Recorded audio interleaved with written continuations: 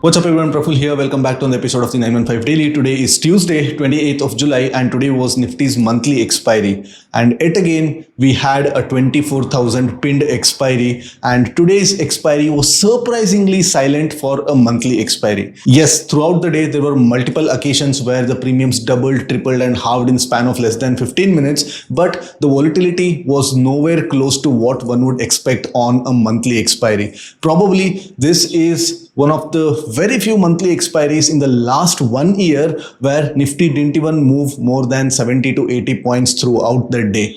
And today the straddle opened at 90, where straddle had closed 120 yesterday and today it opened at 90. The last time we had a straddle open somewhere around these levels was back in January. But at that time, Nifty was trading at somewhere around 26,000 levels and India VIX was trading at somewhere around 10. So seeing a straddle open on an expiry day at 90 when India VIX is trading close to 13 was quite surprising. And as I've been expecting over the last couple of days that monthly expiry is going to be volatile, even I was surprised with the way Nifty behaved throughout the day. So I have to agree that my expectation did not work out today. I was on the sidelines for majority part of the day with very minimal position size, but nonetheless I made somewhere around 0.3% when the day closed. And also, today's Nifty expiry is the last expiry where we have weighted average closing. From next week onwards, a new system called Closing Auction System, CAS, is being introduced, where there is going to be a lot of changes on what happens after 3 o'clock. And I'm going to make a separate video on how that works. But expect that there is going to be a lot of changes, especially with the price flows, price discovery and how the market operates post 3 o'clock starting from next week. So tomorrow is Sensex 1DT ahead of Sensex monthly expiry and Sensex straddle has closed at a meager 580 rupees. So probably tomorrow it might open at 550 if we don't open with a big gap. And throughout the day, I'm expecting at max 100 point of wall crush. So let's see how to plan for tomorrow considering the fact that again Sensex monthly expiry hai on Thursday. Let's get into terminal. All right. Positionally, markets are going practically nowhere. 24,000 के आसपास ही चिपक के बैठा है and today's expiry again a pinned expiry around 24,000 levels and yes 24,000 का जो pin होना था वो kind of expected था but इतने छोटे रेंज में पूरा दिन मार्केट्स गुजरेगा ये काफ़ी unexpected था. Even I was kind of surprised because I was expecting at least 150 point move जैसे मैंने कल के वीडियो में expect कर रहा था but पूरा दिन मार्केट 80 पॉइंट के रेंज में रहा. The high was 24,040, the low was somewhere around 23,950, so around 85-90 point के रेंज में पूरा दिन मार्केट रहा and yes the markets realized volatility was well within what the premiums were implying. So people who kind of set on 24,000 straddle right at the open, they would have made a really good amount of money. But again it was not such an easy market because यहाँ पे puts almost double triple हो गए थे, then calls triple हो गए and then again the puts tripled and then यहाँ पे when the straddle was trading at somewhere around 50 rupees, just these moves were enough to actually triple and quadruple the calls and puts multiple times in this particular range. So post 2 o'clock, of course, there was not much harvesting that could be done. But if somebody sat on 24,000 straddle without doing much of the adjustments, but then they would have made money. अगर कोई लोग consistently delta hedge कर रहे होंगे, तो then they would have been chopped left, right, and center because though it was just an 80 point move, you can notice that 80 points 1, 2, 3 and almost यहाँ पे 40-50 points. So अगर हम 80 पॉइंट्स का swings की बात करें तो I think 1, 2, 3 and 4 times almost 320 point का टोटल स्विंग किया है in a small range of 80 points. So it was not that easy but of course it was not as brutal as one would expect for a monthly expiry. And एक और चीज़ मैंने observe किया, जो आज 90 rupees का जो straddle open हुआ था, लास्ट टाइम ऐसे जो स्ट्रैडल ओपन हुआ था that was back in January when VIX was 10. अब विक्स 12.5 13 पे है बट एक्सपायरी पे प्रीमियम्स अभी भी 90 पे ओपन कर रहा है. तो इसका मतलब क्या है? इसका मतलब ये है majority of the risk that the premiums are pricing in specially the longer dated contracts that is mostly of the positional risk and overnight risk. तो इंट्राडे में markets are kind of unbothered where the markets are and depending upon where we are around 24,000 के आसपास हम trade कर रहे हैं which is almost 10% lower than the all time high. So this is a typical nature of a bear market. यहाँ पे markets में डर नहीं रहता and at the same time markets ऊपर भी नहीं जाता, तो it's just like sideways to down grinding kind of a market. So I think we are going to be in this particular bear market for a considerable amount of time. अगर आप market के cycles को observe करते हैं, you can notice that bear markets can last as long as 4 to 5 years. There have been multiple 4 to 5 year periods where Nifty has yielded 0 to negative returns. तो we are in that kind of a period. आप देख सकते हैं कि 2023 से probably like Nifty ने कुछ return नहीं दिया 2024 से I think, and dollar terms पे शायद 2023 से निफ्टी ने बिल्कुल रिटर्न नहीं दिया है. Probably we are probably in the fag end of the bear market. But again, generally bear market सिर्फ price basis bear market जो होता है, but this I know this is being influenced by a lot of global factors as well. I mean, we'll talk about this next time, but as I said, today's Nifty expiry is the last expiry where the final 30 minutes का weighted average price से last closing price decide होता है. तो going forward we are going to have closing auction session, that is CAS, जो 3 to 3:15 के बीच जो VWAP है वो चलता है. 315 to 320 कोई भी ट्रेडिंग एक्टिविटी नहीं होती है. 320 to 325 limit and market orders are allowed, and 320 to 325 only limit orders are allowed and market orders cannot be modified. And after that one equilibrium price will be established, and वो जो equilibrium price है वो बनेगा closing price. जो F&O trade करते हैं, index F&O trade करते हैं, हमारे लिए जो मार्केट्स अब 330 को जो क्लोज हो रहा था अब जाके क्लोज होने वाला है 340 के आसपास. Now 3 o'clock to 3:30 there will be a lot of volatility. आप ऑलरेडी देखे होंगे, ₹1 का ऑप्शन 40 पहुंच जाता है, ₹2 का ऑप्शन 20 पहुंच जाता है, and suddenly premiums double triple हो जाता है, एंड सडनली ऐसे वाले कैंडल्स आ जाता है.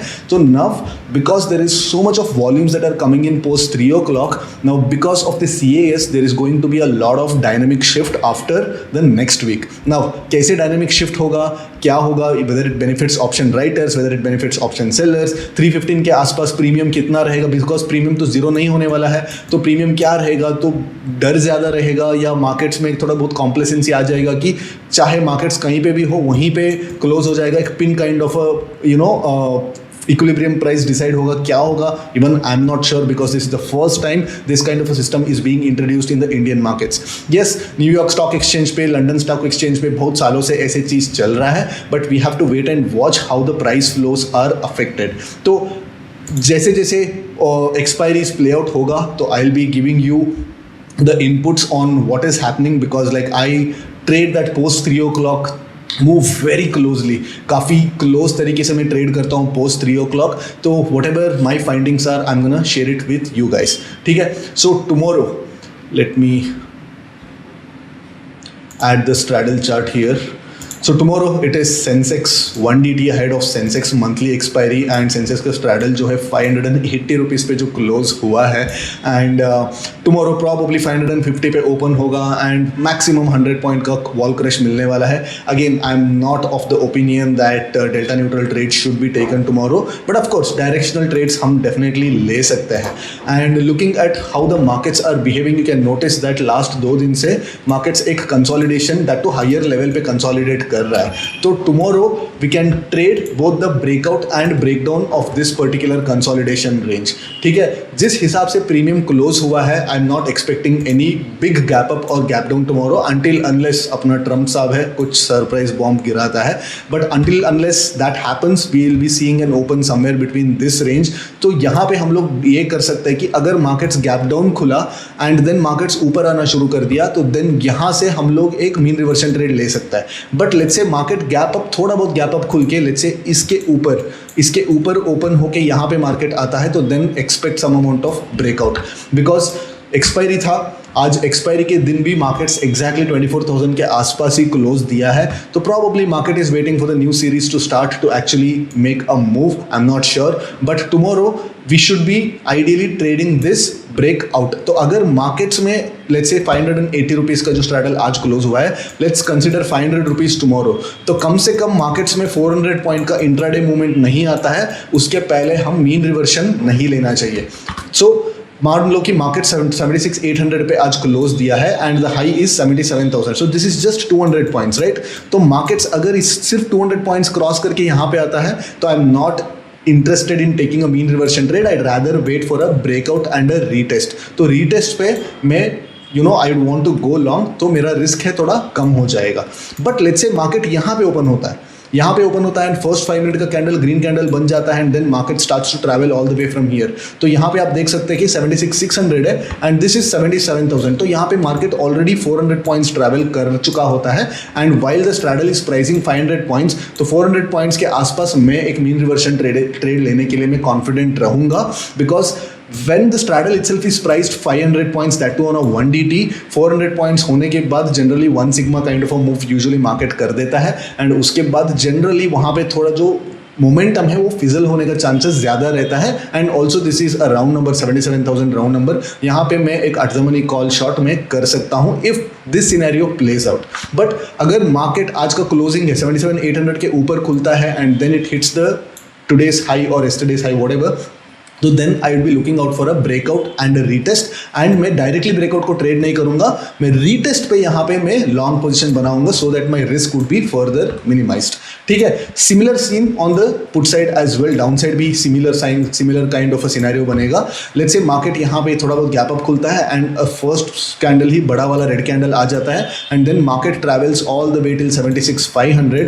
देन यहाँ पे हम लोग एक मीन रिवर्शन ट्रेड इनिशिएट कर सकते हैं. बट लेट्स से मार्केट, वैसे भी मार्केट ऑलमोस्ट डे लो के आसपास क्लोज हुआ है, लेट्स से मार्केट्स यहाँ पे कहीं पे मिनिमम गैप डाउन या फ्लैट ओपन करके लेस देन 200 पॉइंट्स ट्रैवल करके यहाँ पे आता है, तो then I would not I'm not going to be too interested in taking a mean reversion trade, but rather I'd wait for a bearish trade. यहाँ पे भी ब्रेकआउट होने के बाद मैं रीटेस्ट को ट्रेड करना पसंद करूंगा. सो थंब रूल इज दिस. ठीक है, 500 रुपीज़ का स्ट्रैडल कल मिलने वाला है समवेयर अराउंड 930 945 के आसपास, 500 के आसपास मोस्ट प्रॉब्ली स्ट्रैडल खुलने वाला है एंड एटलीस्ट मुझे 400 पॉइंट इंट्राडे में एक मूव चाहिए बिफोर फाइंडिंग अ रेजिस्टेंस और अ सपोर्ट. तो उसके बाद ही मैं मीन रिवर्शन वाला ट्रेड्स में ढूंढूंगा.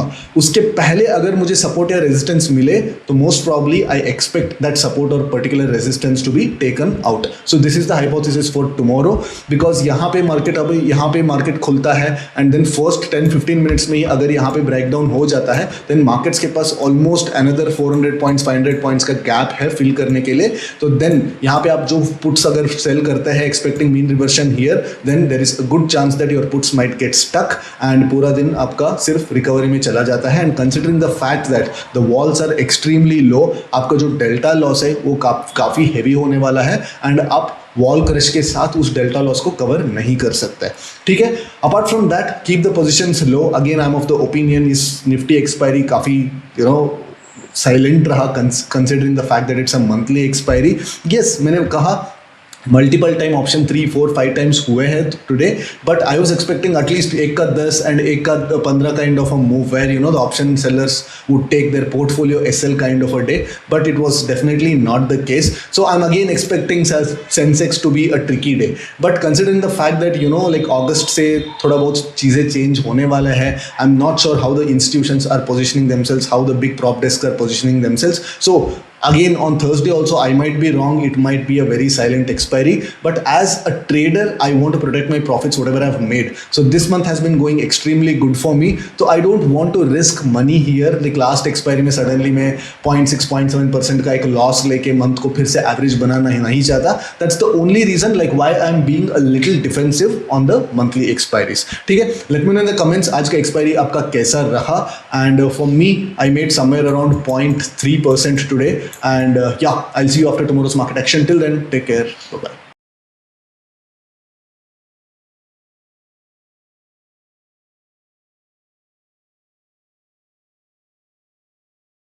Investment in securities market are subject to market risks. Read all the related documents carefully before investing. Please read the risk disclosure documents carefully before investing in equity shares, derivatives, mutual fund, and or other instruments traded on the stock exchanges.